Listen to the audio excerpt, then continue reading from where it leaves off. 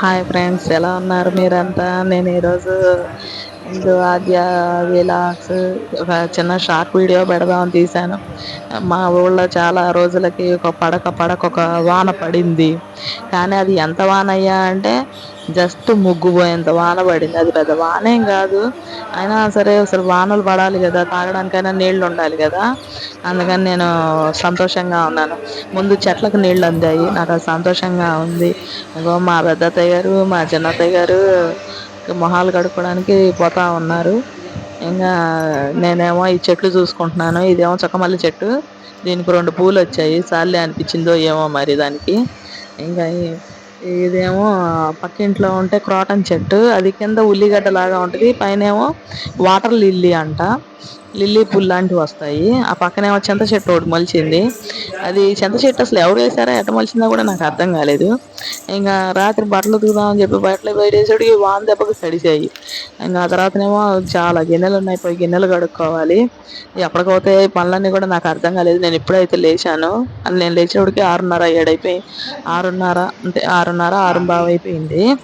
ఇంకా సరే ఒకసారి ఇంటి దగ్గరికి పోతే మళ్ళీ చెట్లు చూడటం కుదరదు అని చెప్పి నేను చెట్లకి వెళ్దాం అని చెప్పి చిన్నంగా మెట్లు దిగుతున్నాను. చిన్నంగా మెట్లు దిగుతుంటే నాకేమో భయం వేసింది. వాన ముసరికి ఎక్కడ జారుతాయో అని నాకు భయంగా ఉంటది. చిన్నంగా టెన్షన్ లేకుండా జాగ్రత్తగా మెట్లు దిగి ముందు నా చెట్లను చూసుకున్నాను. చెట్లను చూసుకునేటప్పటికి అదిగోండి, ఆ పక్క వాళ్ళు బాగా బిల్డింగ్ అడ్డం కాదు కానీ వాళ్ళ బండ్లన్నీ మన ఇంటి వైపే ఉంటాయి.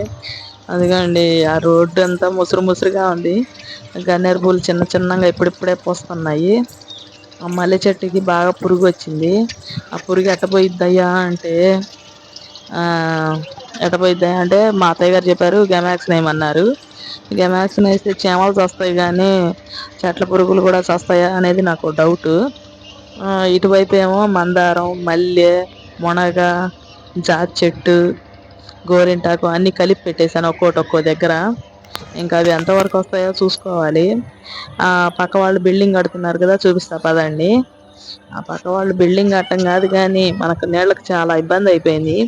మోటార్ వేస్తేనేమో వాళ్ళు ఎక్కడ ట్రాక్టర్లతో తొక్కుతారో అని నాకు కొంచెం భయంగా ఉంటది. వాళ్ళేమో ఏది పడితే అది తెచ్చి రోడ్లో పోశారు. ఆ రోడ్లో పోస్తేనేమో మంట. ఇగో వాళ్ళు పిల్లర్స్ అవి వేసారు, పోటీలు పెట్టారు. రేపో ఎల్లుండో స్లాబ్ వేస్తారంట. అదిగోండి, రోడ్డు అంతా గుచ్చుకుపోవడం. కానీ వాతావరణం అయితే చాలా బాగుంది, చాలా ప్రశాంతంగా ఉంది. మంచిగా వాన మబ్బు లాగా ఉంది. కొబ్బరి చెట్ల మధ్య శివాలయం వ్యూ అయితే అదిరిపోయింది. కానీ అదిగోండి రోడ్లు మట్టి, ఆ రోడ్లో అతను పోసాడు మట్టి. ఏం చేయాలి ఇంకా. మంచిగా గ్రీనరీగా ఉంది. నిన్నే ఇదంతా బాగు చేయిచ్చారు వాళ్ళు, అది వాళ్ళ స్థలమే. అదిగోండి, ఇంకా ఇప్పటికైతే ప్రశాంతమైన వాతావరణంగా ఉంది. మా ఇంటి దగ్గర తెల్ల జిల్లేడు చెట్ల పూలు ఉన్నాయి. ఇంకా దేవుడికి పెడదాంలే అనుకుంటున్నాను. అది మంచి పల్లె వాతావరణం, ట్రాక్టర్లు, అవి తెల్ల జిల్లేడు పూలు వినాయకుడికి పెడితే మంచిది కదా. తెల్ల జిల్లేడు చెట్లు, ఆ మొక్క, ఇసక, సిమెంట్ అన్ని వాడు ఎక్కడ పడితే అక్కడ పోసాడు. ఒకసారి నేను మీకు కనిపిద్దామని, గుడ్ మార్నింగ్ చెప్దామని నా వైపు కెమెరా తిప్పుకున్నాను. ప్లీజ్ ఏమనుకోకండి, ఇప్పుడే నిద్ర లేచాను. అసలే ఆరోగ్యం బాగాలేదు, మీరు క్షమించాలి పెద్ద మనసుతో. మన ఛానల్ని ఇప్పటిదాకా ఎవరన్నా సబ్స్క్రైబ్ చేసుకోకపోతే సబ్స్క్రైబ్ చేసుకోండి. Thank you watching.